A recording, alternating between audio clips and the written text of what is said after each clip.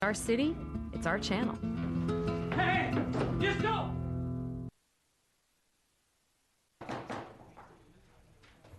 Good morning, everyone. Today is Tuesday, October 16th, 2018. This is a regular meeting of the Los Angeles Board of Police Commissioners.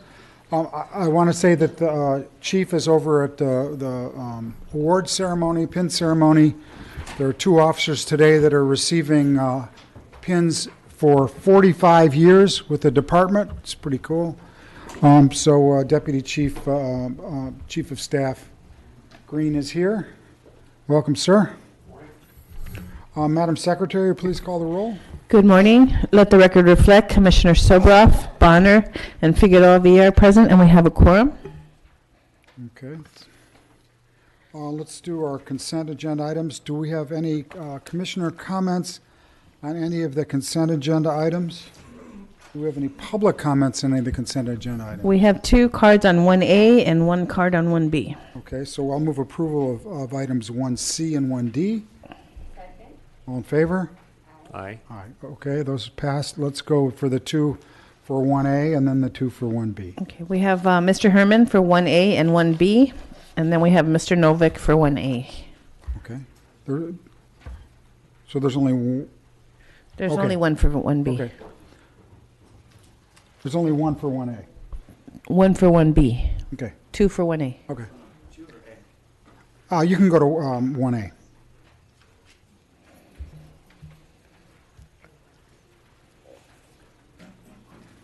Morning. We're on consent agenda item 1A and then 1B. Good morning, Mr. Soboroff. I'm glad to see we still have a policy of donation, which I find discriminatory because I'm unable to find a donation and a dispute resolution with Pepperdine University School of Law. University of Pepperdine doesn't represent me, the public, or your constituents. And because of Rule 77 at the City of Los Angeles, suppressing public participation, I really hope that this resolution, through the donation, service, and training, would cooperate with not just $60,000, but maybe let's double it to $120,000. This way, the Los Angeles Police Foundation would recognize and understand our Ralph M. Brown Acts under the 54950 ETSEQ, in addition to the Bain Act, which prohibits discrimination based on retaliation, in which past week the City of Los Angeles, which you are a municipal corporation, forced me into a position where the Teamsters were allowed to speak without a public Mr. comment President, card. he's off Let's topic. go on topic, or you want to just move on to Well- 1B now? I'm trying to point out a story that if But it's I was gotta a be on contributor of more money and my donation was valued at the discretion of this commission, Yeah. then I would have weight to speak out and say what my Okay. opinion truly is. Got it. Want to go to 1B now? 1B. Now, due to the Dodgers' loss last night, 4-0, I'm hoping for a win tonight. Because of my disability, I'm unable to participate at a Dodger game due to the fact that the Dodgers don't have a voluntary donation to people who are disabled. Now, imagine if the Dodgers donated a few extra tickets for people who are disabled to participate at the Dodger games, but rather you find out that their monetary donation of totaling up to $100,000 for the LLC and South Traffic Division is more important. Well, we have oversight here. The speakers that are going to speaking behind me on other public comments are going to translate what the LLC is doing to the recreational activities and events. Now, I know that the Dodgers have never abused the cadets, but the cadets should have some participation. Off topic. How am I off topic? I'm This giving is you a not about the story. cadets. Yeah, I know. You can tell stories during public comment. You know that. Okay. Do you want me to go to general public comment? If you want to use your public comment Yeah, time okay. now. Oh, great. Yeah, I'll agree all with right, that. all right. Okay. And you can leave early. So, ladies and gentlemen of the media, you have heard that the city of Los Angeles has made a new rule, and that rule is called Rule 77 under Rule 63, suppressing you from participating in a funded state and federal building because the crybabies cannot take it. They can't take criticism. And why is that? Because they have something to hide. They got something to gain when they're stealing. They're corrupting the system in which we are not favored in. And that's for reason is a violation of the Brown Act, 54-950, etc. to 54-963. So anything you do, if I wave this paper, it's a disruption. If I wave my hands into the camera like a little kid, it's a disruption. If I say something quiet in the background like, I disagree, I'm waived out of decorum, and I have to be escorted out of a public building for 3 to 6 days, which violates my civil rights, participating in a federal funded public building. So I really hope that under the discretion of Michael Moore, who doesn't discriminate, and allows me to participate in this facility with a service dog, has admitted the fault of Herman Jason Wesson is a terrorist. If you go back and look in the video on Friday when the Teamsters were there, Herman Jason Wesson violated our civil rights by allowing disruption and did not have anyone leave other than to target me and Wayne Spindler for public comment. What an asshole. Okay, so Yeah. 1B, there are no other comments, correct? Correct. Okay, so I'll move 1B. We have a second, please? Second. All in favor? Aye. Aye. Anyone opposed? Okay, 1A, we have one more speaker, Mr. Novick. I don't see him. Okay, so we have a motion for approval for item 1A. Motion to approve 1A. All in favor? Aye.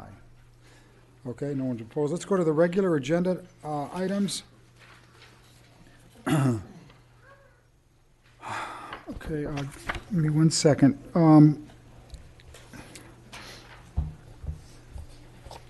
Are there any commissioner comments on item 1B, which is the LoJack Professional Services Agreement?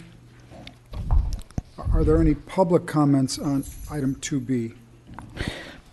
No, sir. Okay, let's have a motion for approval of 2B. Motion to approve 2B. All in favor? Aye. Okay, and how about 2C? Same thing? Same thing.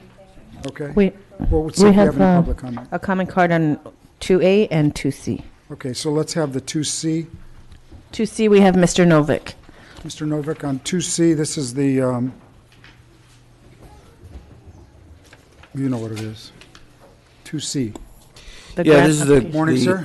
Morning. This is the grant application for money from the National Institute of Justice for DNA backlog reduction program. And my question is, how many times has the LAPD now applied for grants for a backlog reduction? I remember 2 or 3 years ago, there was a backlog of 65,000 or something, and by the time they finished catching up with the backlog, they had another backlog. So is this the second or the third time that they've had a backlog on running the DNA on these rape kits? So that these are ongoing grants provided by the federal government to ensure that we don't establish a backlog. They address anything that's beyond, I believe, 60 days in custody. We have no other comment cards on this item. We have a motion for approval of item number 2C. Motion to approve Did I hear the chief? Is that the chief? Oh, hi, chief. All in favor? Aye. Okay, let's go to item 2A. Do we have any commissioner comments, or do we want to have a presentation on the audit, which was very positive? Do we have any questions or comments on it? Do we have any public comments on We have one card for Mr. Herman. Mr. Herman? 2A, this is He's the... already left. Oh, he already left, okay. We have a motion for approval of 2A. Motion to approve 2A. Second? All in favor? Aye. Okay, let's go to the report of the chief. Chief, good morning, sir. Good morning, Commissioners. My apologies for my tardiness. Today, we were awarding officers with 30 or more years of service their service pins, and family members and others were in attendance. Festive occasion, but it took us a little longer than anticipated. So again, I appreciate your indulgence on my my tardiness, and my thanks to Deputy Chief Green for sitting in. He did a great job. Good. Glad to hear that. No controversy.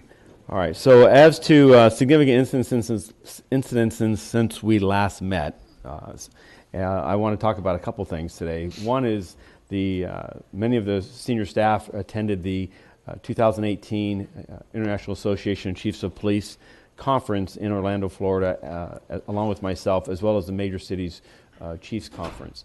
And we had an opportunity at that point during that conference to hear a number of emerging issues as well as best practices in regards to the policing profession. Particular interest of attendees were our involvement in the critical incident video releases. We were actually a topic of conversation with the Police Executive Research Forum's town hall meeting, specifically showing one of our 14 plus video releases that have been provided to the community. And it was really done as a matter of to promote a town hall discussion amongst police professionals and academia as to the contents of those videos and the value and differences as far as different agencies across the country, how they've chosen to frame those releases. I'm proud of our men and women. A lot of acclaim, a lot of applause, a lot of congratulations on the quality and the temperament of the videos themselves and how they have evolved since we first started this under the Commission's leadership in June. Secondly, troubling was to hear the state of the opioid crisis, specifically the fentanyl, the explosion of the availability of fentanyl here in the United States. And the criticality of it getting a critical mass where more than 42,000 individuals last year died as a result of overdoses related to the opioid crisis. And both a classified as well as open source conversation about the source of these drugs and how our strategies might be. We need to adapt and evolve our strategies if we're going to prove successful in trying to lessen the loss of life here. The fentanyl crisis in Los Angeles is not gone to the extent that we have seen it in other parts of the country. However, we are beginning to see it emerge as far as its availability on the street, and that poses a risk not only to those offenders that or substance users that are taking this drug, but also to public safety personnel who happen upon these individuals or happen upon the drug, given its potency and its ability for it to create an immediate crisis, health crisis to an officer should they come in contact with the small amount of this drug. Last Wednesday, upon my return, we also held a criminal justice program town hall at California State University in Northridge. We had more than a couple of hundred students and professors attend the evening event, and I think it was a very productive session, taking questions from the audience and discussing various issues, including our role with immigration officials, our role in regards to our efforts to reduce the use of deadly force and use of force, as well as how are we efforting to build public trust.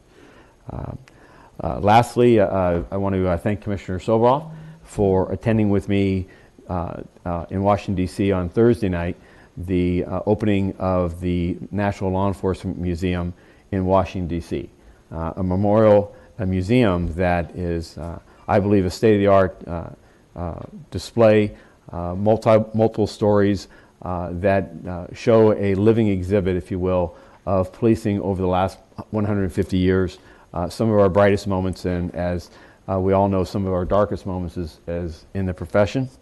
I'm proud to see certain memorials to and recognition of the leadership LAPD has had.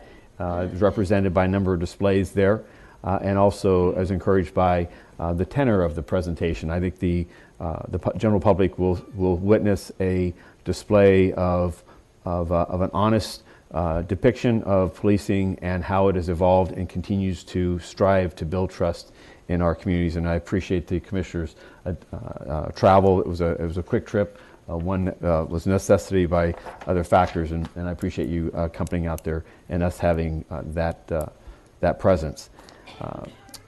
There were two categorical instances I want to give a brief statement on that occurred during this period of time. One occurred on October 7th at about 10:50 in the morning in the Van Nuys area. This was an officer-involved shooting with hits.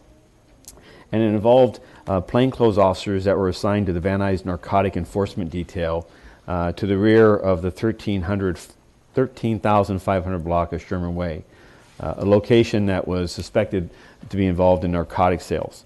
While at the locations, officers attempted to initiate an investigative stop of 3 individuals believed to be narcotic suspects. As the officers did that, one of the suspects, later identified as Antonio Solis, produced a pistol, and that resulted in an officer-involved shooting. Mr. Solis was struck at least once in the right leg and was taken into custody. He received medical treatment from LA fire personnel at the scene, was later transported to a nearby hospital where he's listed in stable condition and was absentee booked for the possession of the weapon as well as for the possession of the firearm. The second suspect that was there was later identified as an Alex Riggins. He ran from the scene and was arrested after a short foot pursuit. He was transported to a nearby hospital also and treated for minor injuries he incurred while running from the officers. He was placed later on a parole hold. The third individual was a gentleman by the name of Martin Shimada. He remained at the scene, was interviewed, and subsequently released. A 9mm pistol was recovered from the scene. Force Investigation Division did respond as per protocol and is conducting the investigation, as did representatives from the Inspector General's office and the Los Angeles County DA's officer-involved shooting rollout team. The second event occurred more recently in Hollywood area. It was a law enforcement-related injury incident. Occurred on the 11th at approximately 5:10 in the evening. It occurred at the location of El Centro and Sunset Boulevard. There, Metropolitan Mounted officers in uniform observed an individual later identified as Mr. Jordan Collins. Mr. Collins was in possession of a razor blade, and he appeared to be upset and a threat to himself or others. The officers attempted to detain Mr. Collins. However, he responded by yelling back at the officers as he continued to move on foot away from the officers, armed with a razor blade. Metropolitan supervisor was on scene and assigned his officers to less lethal as well as lethal roles or responsibilities as he attempted to continue to gain the cooperation of Mr. Collins. Mr. Collins refused to comply with the officers' directions, yelled back at the officers, and picked up his walking pace as he continued away. The Metropolitan supervisor directed the deployment of the beanbag shotgun as Mr. Collins continued to move. The beanbag rounds struck Mr. Collins, yet he did not stop him. One of the officers then ran up to Mr. Collins and delivered a baton strike to his legs, which resulted in him falling to the ground, where he was taken into custody. He was placed in a seated position and received medical treatment by LA Fire, where he was later transported to a nearby hospital and admitted for a bruised lung, believed to be caused by the beanbag round striking his torso. Additionally, at this incident, our SMART team resources responded and assisted our force investigation personnel, which resulted in a 72-hour placement for mental evaluation of Mr. Collins. There was no Metropolitan Division officers injured in this event, and force investigations will continue to conduct their investigation. I want to move over to our crime stats. We've seen in the last 3 weeks, and I've reported earlier, an increase in some shooting violence, particularly gang-related. I'm happy to report that through a lot of efforts with the Office of Operations, particularly South Bureau, as well as the the city's grid team, resources, and Metropolitan Division, is that we were able to slow that down significantly just last week. I was troubled that on Friday night, one of the outgrowths of that shooting violence in South Los Angeles, though, did result in a 6-year-old child that was struck by gunfire when two vehicles, we believe both involving individuals who are gang members, were at a service station and began exchanging some type of looks or insults towards one another, resulting in one of the two groups producing a handgun, began firing at the other group, which then produced a handgun and began firing back. And unfortunately, in that crossfire, a young 6-year-old child sitting in another vehicle was struck by that gunfire. Of course, these suspects then fled the scene. We responded. I'm proud of the work that the entire agency engaged in through the night. The young child was transported, was initially in critical condition, has stabilized, and I believe we're hopeful that she will make a full recovery. Our investigation through the evening and through the weekend, though, was productive and successful in identifying the individual we believe to be the shooter of one of the shooters in that one, and the one responsible for the gunfire striking this young girl. He was arrested. The investigation will continue. It speaks to the fact that while we see a 10% decrease in gang crime this year and a 17% reduction in gang crime over a 2-year period, that gang crime, and particularly shooting violence in Los Angeles, is still too high, and that these are real lives that are involved in this in these exchanges. Overall, violent crime is down 2.6% in Los Angeles. That's an improvement from the week previously. We are at 197 homicides this year versus 213 last year. And overall, we have a 2.4% reduction in Part 1 crime. Relative to officer-involved shootings, we have a total of 26 officer-involved shootings this year. That number was 36 year-to-date last year, for a 28% reduction. We are also below our 4-year average with more than a 22% reduction. We've had 10 fatal officer-involved shootings this year versus 13 last year, and the 4-year average is just under 16. The traffic situation involving traffic safety, I want to continue to focus on. While we see an overall reduction in serious injuries and fatal collisions, just under 2%, our bicyclist-involved fatals remain stubbornly high. 14 individuals have died this year to a bicycle-involved fatality versus 11 last year. So cycling and cyclist safety continues to be one of the areas that we will focus and continue to ask the public's support and assistance in ensuring that they obey the rules of the road and provide the right-of-way for cyclists who have the right to be on those roadways and to operate those cycles, as well as to ask the cycling public to be mindful of distracted driving and motorists that may not see them or be aware of them through their careless action or otherwise. And that vehicle, the cycle itself, poses little defense should it be struck by a motorist. Regarding sworn and civilian personnel, we're at 9,998 sworn personnel on payroll. Civilian personnel are at 2,955. There's 385 reserve officers, and our cadets stand at 1,428. And that concludes my report, Mr. President. I'll be happy to answer any questions. Thank you, Chief. Any questions of the commissioners on the Chief's report? Dale? Question by way of background in terms of the crime stats are comparing the current day versus 2016. And what's the rhyme or reason as to that 2-year look? Well, I'm sorry, we do both. We do 2018 versus 17, and then we look to 2018 versus 16 to see if there's trends. We have seen over the course of time trends that compound themselves and others that are outliers. This is merely meant, and in this particular snapshot, to give the Commission and as a Chief's report a viewpoint of how we stand today versus last year. But as you look back over 2 years, for instance, on violent crime, while we're down 2.6% year-to-date in violent crime this year versus last, that's still a 1.4% increase versus where we were 2 years ago.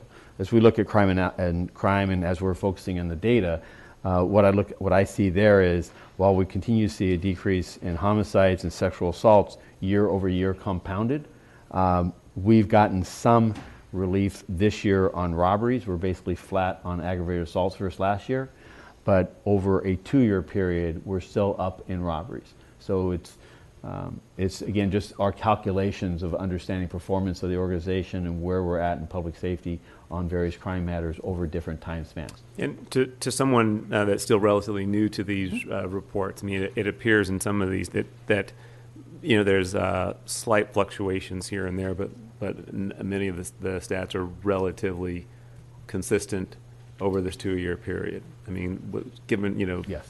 give or take a few ebbs and flows in the numbers. I'm wondering, what does it look like if you looked at the 5-year span, or when was the last time that you saw any major swings in the crime stats? So our CrimStat profiles do go back farther, and we'll have a historical perspective back to the before the 60s.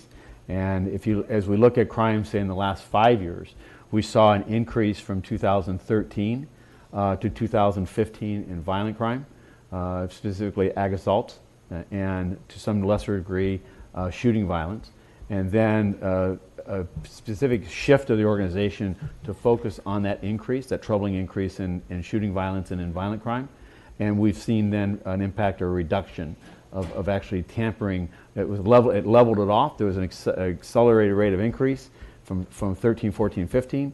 15 to 16 began flattening. 17 was largely flat, with an overall increase, I believe, of just under 2% last year in violent crime, with a reduction in homicides and a reduction of more than 100 fewer shooting victims. But as we look into 18, we've seen that continued reduction in shooting violence and in homicides, a flattening out of the ags, and a slight reduction in robberies. So it's more granular, and strategically it looks at, as we've focused on violent crime the last basically 3 years with greater emphasis, are we seeing returns? And then how much of those returns? And then are there other strategies we should be pursuing as we look at historically, for instance, personal thefts now are starting to come back at us. So how are our strategies working in that arena?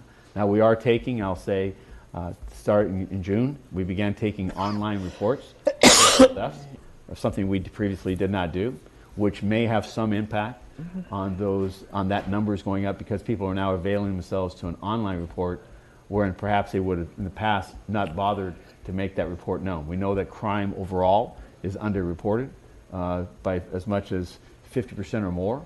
And so some of this is within a range of really there is no change, and others some of the systems are changing, so that may impact how crime goes up or down.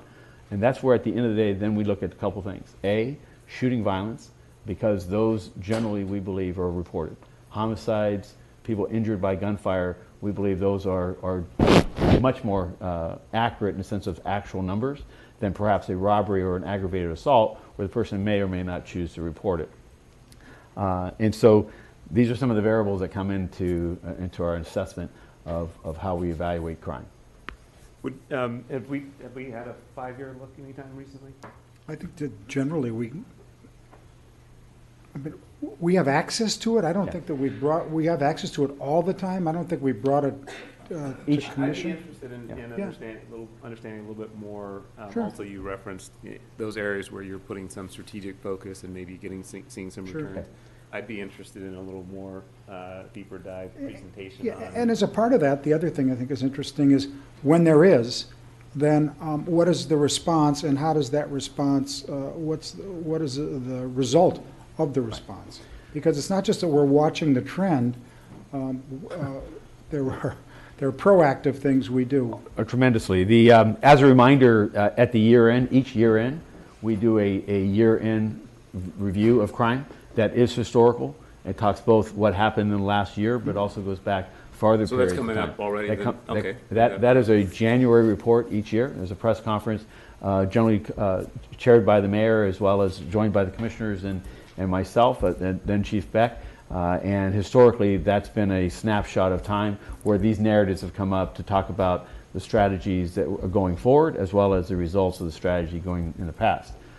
For example, the things that we reported on is about 4 years ago we began doing a violent crime overtime allocation to impact violent crime during the summer months. Because that's where we saw a surge from previous years. And then we would evaluate the impact of that. Some of that's done on a macro basis, what are the pure numbers, but some of it's more qualitative as well because of the nature of just how the communities, the changes within the community. But happy at any point to certainly the Commission's desires, we can do this earlier or you can do it at the year end, whatever your wishes. Yeah. Why don't you take a look and see exactly what you'd like to see, and then I think it'd be good. Yeah, maybe to start, maybe someone can just send me the one from last year. Sure. Yeah, that might Absolutely. be a good place to start, and then it'll get me a little more oriented. And then one other question about the, I don't know if I was reading this correctly, but one of the areas that did appear to be where the numbers were moving a little bit more than other areas was in the case of rapes. Was that, am I reading that we're down some 11%? I'm trying to pull up my... Yes. So you see continued double digits in overall sexual assault crimes. There's 11.8% this year, just under 16% over a 2-year period.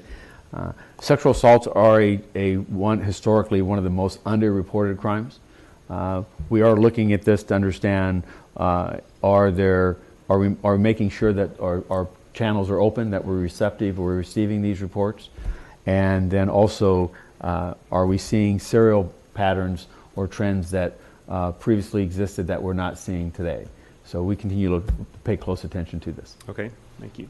Great. Do we have any public comments on the chief's report? Yes, sir, we have Mr. Novick. Just one? Just one, sir. Okay, Mr. Novick. Then we'll go to public comment. Mr. Novick?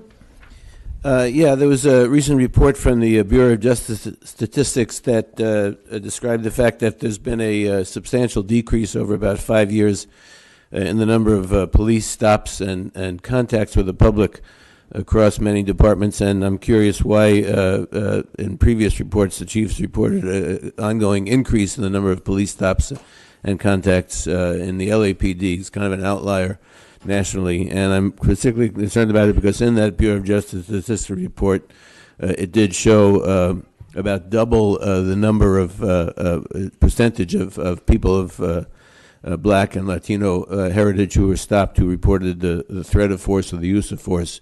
And I think that police stops do lead to racial profiling or reflect racial profiling. I'm also concerned about the International Association of Chiefs of Police and the major chiefs. I believe that they continue to push the idea of community-oriented policing, which in their literature is defined as the domestic equivalent of psychological operations in the military, designed to control the thinking of the enemy or the population. I think that's inappropriate and needs to be examined. In relation to the I'm sorry, what was the last, I lost my train of thought, the last thing in your report that you just Personnel gave? count? Personnel, the number of personnel? No, Traffic safety? that's all right, never mind. Let's go to public comment. We have 4 public comment cards. We have Mr. Novick, Gina Viola, Jamie Garcia, and John Avalos Rios. Mr. Novick, you coming back for more?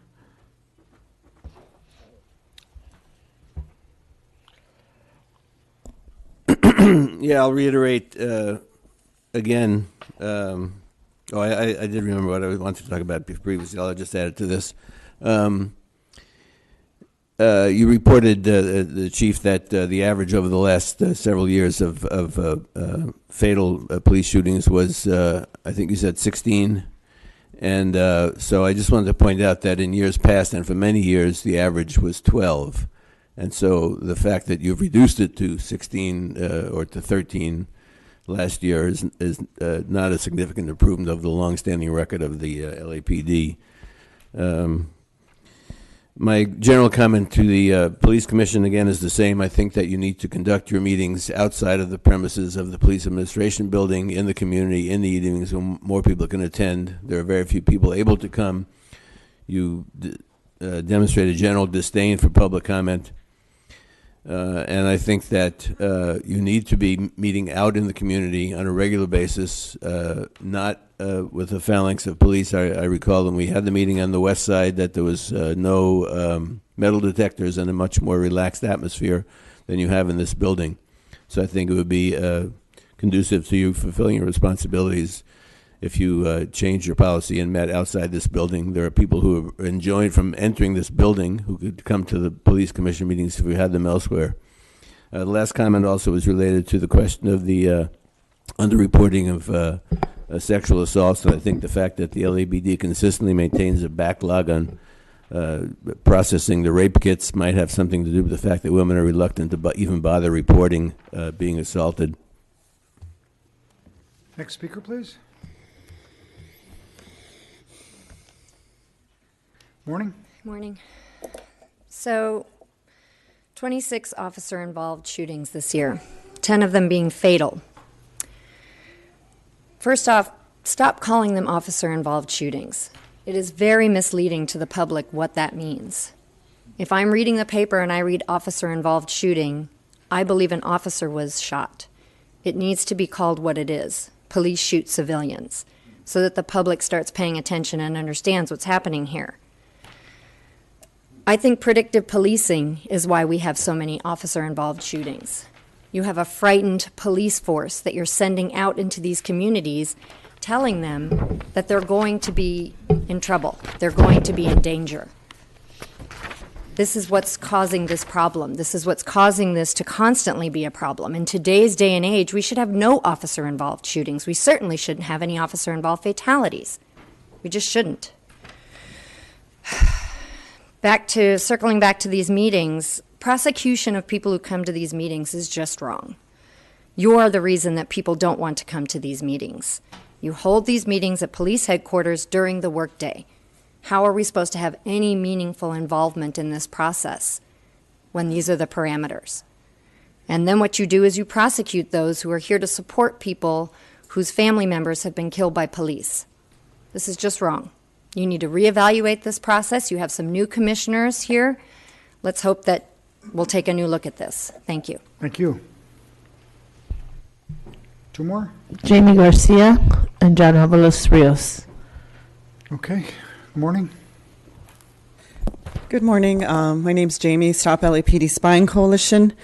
I'm coming up here basically to follow up on a public records request that was submitted to the Discovery Division on June 1st, and this is in regards to PredPol. It was just mentioned about predictive policing.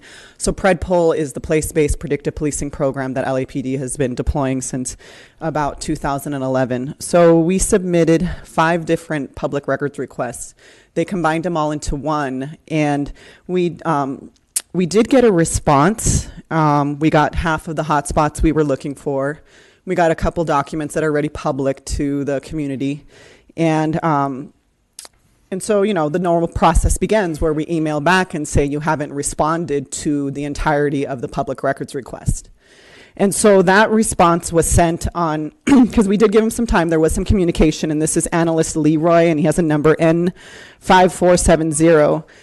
So we were, anticipating more documents to be released. So we sent a response on the 15th of September, and since then there has been silence. And so this is nothing new to us at the coalition. We are engaged currently in a lawsuit with LAPD because of the same kind of neglect and incompetence, which is basically, pushing community members to have to use their own money to make them transparent. So I'm just coming here because I want to speak to someone today. I think it's a very, a very simple request that I talk to someone about why our emails have been being ignored.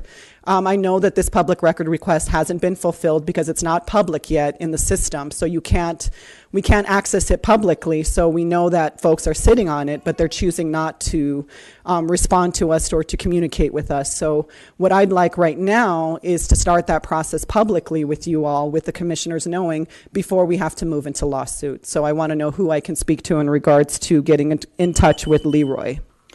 So I'd ask you to speak with Mr. R.F. Alakan. He's the Director, Office of Constitutional Policing and Policy, and oversees our discovery unit. And if you talk with Deputy Chief Robert Green, he will give you Mr. Alakan's number. I don't know that he's available this morning on such a short impromptu time, but we certainly expect and know that he will meet with you. We're almost at a month since we've actually sent our last email, basically communication to you all.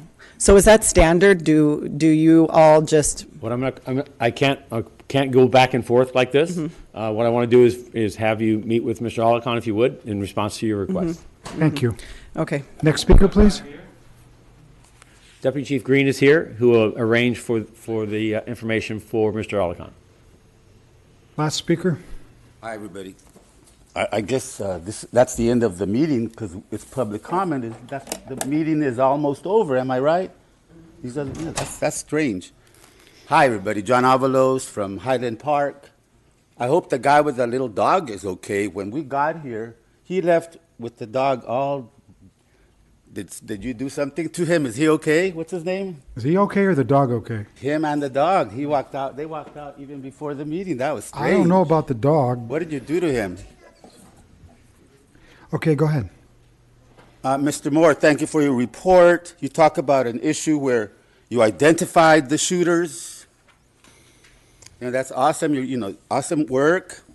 But I want to come here and find out, have you identified how did these guns get into these neighborhoods?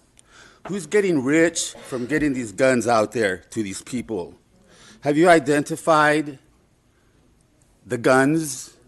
Most likely they were illegal guns, huh? That's what you mentioned earlier in another event. The guns were not. They were illegal firearms. I think you mentioned that. So I want to learn about what's going on with that. I mean, yeah, okay, gang violence, 17% in 2 years down, but okay, we don't have to worry about the gang members anymore. Echo Park, no more cholos. They're already in the prisons. Huh. I don't see cholos anymore. Highland Park, no more cholos. They're in the prisons. In my hometown of Madera, suddenly you've built prisons over there, so your police officers are so busy putting the youth in the prisons. What about the guns? I want to know about the guns.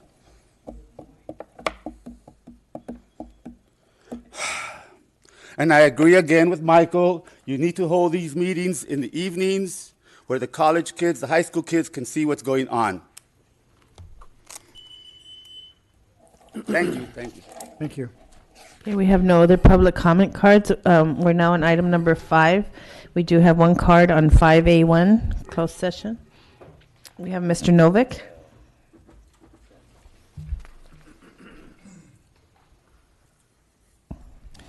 Yeah, this is officer-involved shooting. It's incident number 7317. We also have a non-tactical unintentional discharge. That's number 78. So about 80 incidents over the course of the year that rise to the level of dealing with public employee discipline, dismissal, release, performance evaluation. So, again, I think that you need to treat this as a more systemic problem. You have a Mr. Anaya, I assume it's a Mr., who's shot, in this case, another, person of raza identification, and I think that you need to deal with it as a systemic problem. You have a museum to policing that the Chief talked about. I think the kind of racial profiling that is endemic in policing that keeps coming up in these incidents, reflects the fact that we should have a museum to policing that looks at it as something of the past. and something that we've overcome, and not something to uphold and proclaim. So I think that in this case and all the other cases that week after week you deal with, of considering this, you need to look at more than just the individual officers. You need to look at the culture and at the mission of the police department that puts them into these situations where they're shooting people, and that the question of the mission of the police being to uphold a system that's based on white supremacy against the black and brown communities, and based on upholding the inequality of life in this city, based on exploitation and oppression, is what you should look at, not just the individual conduct of individual officers. We have no other comment cards. The Board of Police Commissioners will now recess into closed session to discuss item number 5A1 and 2 in accordance with Government Code 54957. Thank you.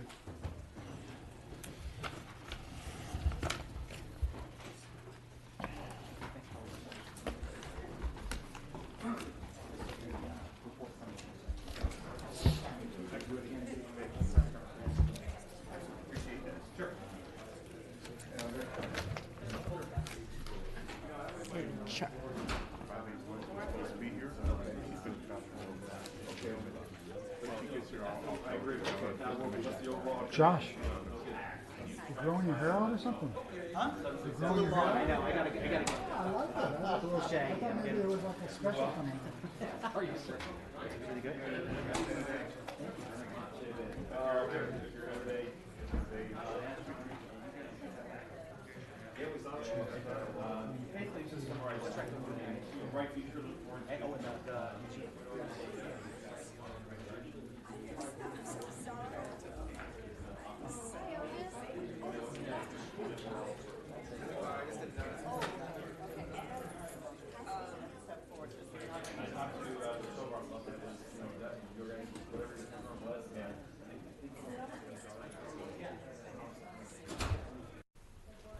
The Board of Police Commissioners has concluded its work in closed session. We are back in open session. In closed session, item number 5A1 was discussed and the Chief's recommendations were unanimously adopted. In closed session, item number 5A2 was discussed and the Chief's recommendations were unanimously adopted. Mr. President, is there a motion to adjourn? So moved. Do we have a second? All in favor? Meeting adjourned. Thank you.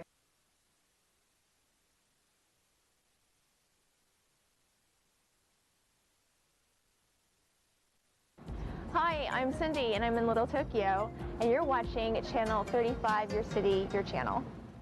On RPV TV, I'm John Clayton, and we're aboard the superliner Queen Elizabeth. The Queen Elizabeth is in Los Angeles, and in just a moment, I'll take you on a tour of this absolutely amazing and incredible ship. So welcome aboard.